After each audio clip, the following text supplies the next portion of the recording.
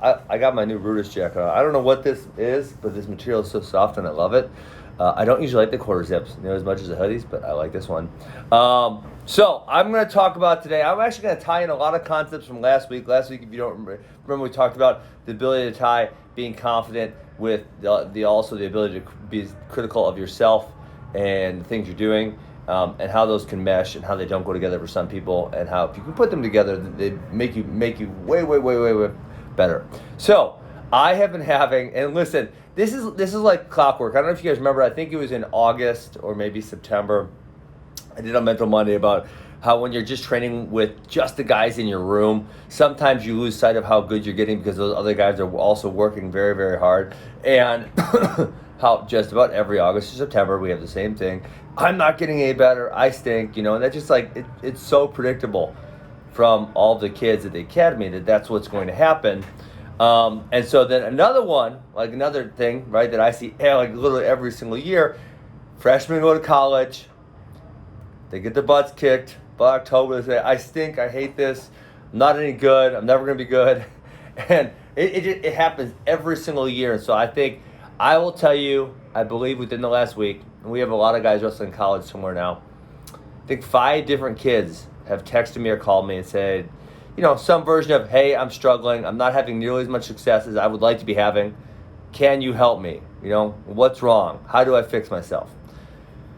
And so I think this is an important topic to talk about. It happens to a lot of kids. And so let's see.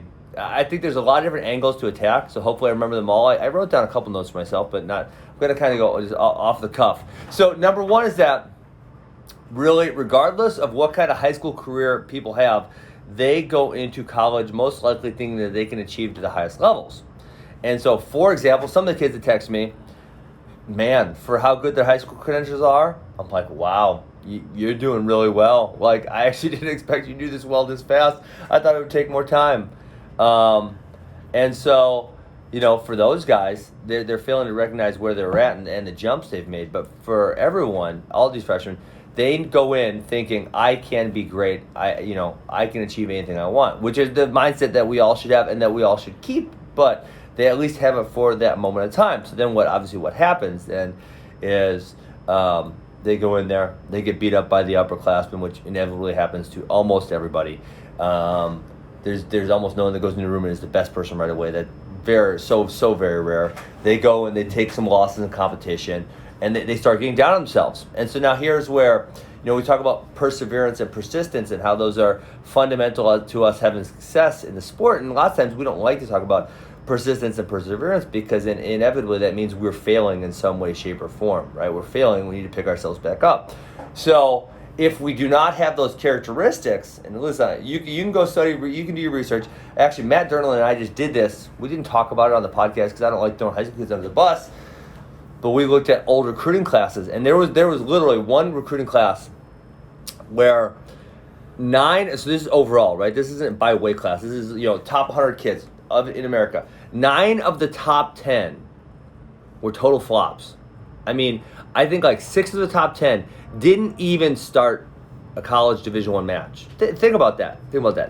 Of the top 10 kids, 9 of them were flops. 9 of them had no success at the collegiate level.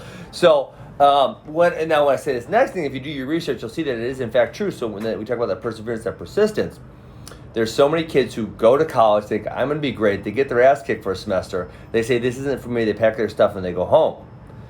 That happens so much. There's a whole, we'll think like a whole just class of kids just called off. They're done, right? And so, obviously, if you can make it past that, your chances of succeeding are significantly higher. So, first of all, just sticking around. Literally, that's it. If you just stick around, you're way more likely to have success. I know that should be obvious, but that's not.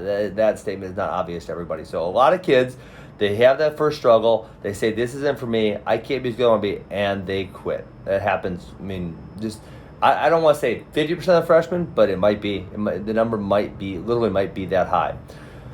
Okay, so once we get past that, right? So a whole bunch of kids quit because they lack the perseverance and persistence necessary to keep going, right? When they're having those hard times. And or listen, and I won't just put that on the kids. Sometimes the college coaches don't know how to, give the kid a hand up rather than just say, you're being a wimp. right? That's typical wrestling coach bull crap. Sometimes the kids need, hey man, it's gonna be all right. We're gonna make it through this. You're gonna get through this, and we just get them through that. They are going to, in fact, be all right. But some of them don't make it through that. So then, what is the next thing? The next thing is the Stockdale Paradox. Again, if you've listened to me at any length of Mental Mondays, you've probably heard me talk about the Stockdale Paradox. It was a paradigm shift for me, which means it changed the way I thought about things significantly. Stockdale Paradox is from the book Good to Great.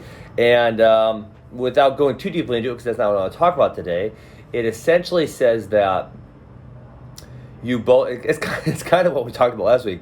You both need to acknowledge wherever you're at and not lose faith that you can get to wherever you want to go. Okay, so that's the whole principle of it. Again, I'm not going to break it down. You really should go read that chapter in the book Good to Great. I mean, read the whole book Good to Great, but if nothing else, read that chapter, that one chapter. Okay, so when you're a freshman and you're getting your butt kicked by all the upperclassmen, you're losing matches, acknowledge where you're at, right? Acknowledge, hey man, I'm a scrubby freshman, I'm getting my butt kicked. That doesn't mean I still can't achieve the things I want to achieve. It's not what it means, okay? And I always say to kids, listen, dude, I lost freaking 7 matches in high school. I lost 8 matches in college. My redshirt year, which does not count on any official record, I lost 10 matches in 6 weeks. Think about that. 4 years high school, 7 matches. 4 years of college, 8 matches. 6 weeks of my redshirt year, I lost freaking 10 matches. Holy crap, right? That was way more losing than I was ever used to doing. And so, was it hard sometimes? Was it hard sometimes to keep the faith that I was going to end up having success? Of course it was, right? There was multiple times when I said, damn it, maybe I can't be that good. Maybe I'm a failure, right? But then obviously part of me kept coming back, no, I can get it. I know I'm not where I want to be right now, but that doesn't mean I can't get it, right?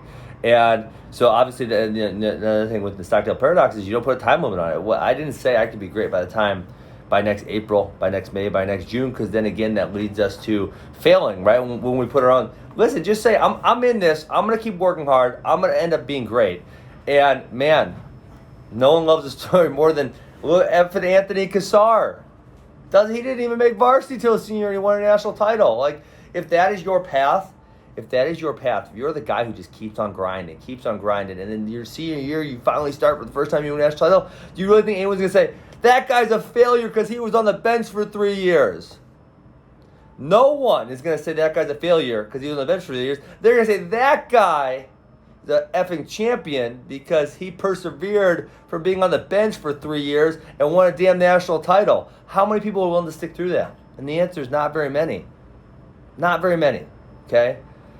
So don't put a time limit on yourself because no one's going to say you're a failure for sitting on the bench if you end up winning a national title your senior year, right? Or say, it doesn't have to be a national title, it could be All-American. You sit on the bench for 3 years and you're All-American, right? You sit on the bench for 3 years, you go qualify for the national tournament, win a couple. Man, no one's going to say you're a failure. You are a success, flat out. There's just no way around it. And that's going to, those are literally people's favorite stories because of the amount of perseverance and persistence that it takes and because a lot of people do that.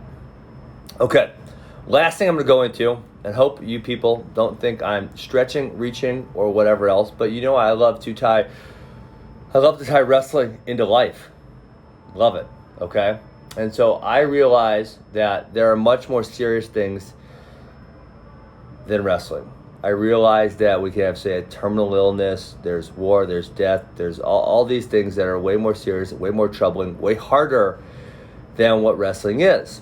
Nevertheless, I think wrestling, could be other sports, right? Putting yourselves in it is fabricated, right? An 18-year-old kid saying, I have to be a champion or I think I'm a failure. That is a fabricated position, right? They could fail, they could quit wrestling, they could go do a lot of things, be very successful in life. So essentially what we're saying is they're putting themselves in a position they're fabricating in their own mind.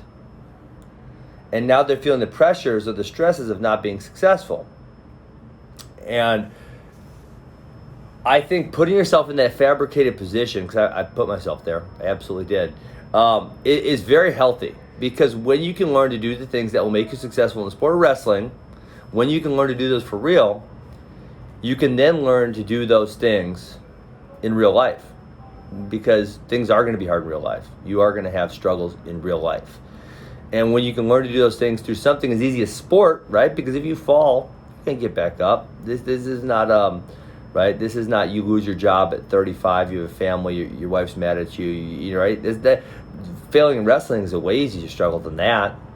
And so if you can learn to do those things that are going to be successful in wrestling, and you can turn around and use those same exact things for life, man, that is like the ultimate teacher. And so that's why I think one of the reasons I think sport is so important in kids' lives, because it allows them to fail.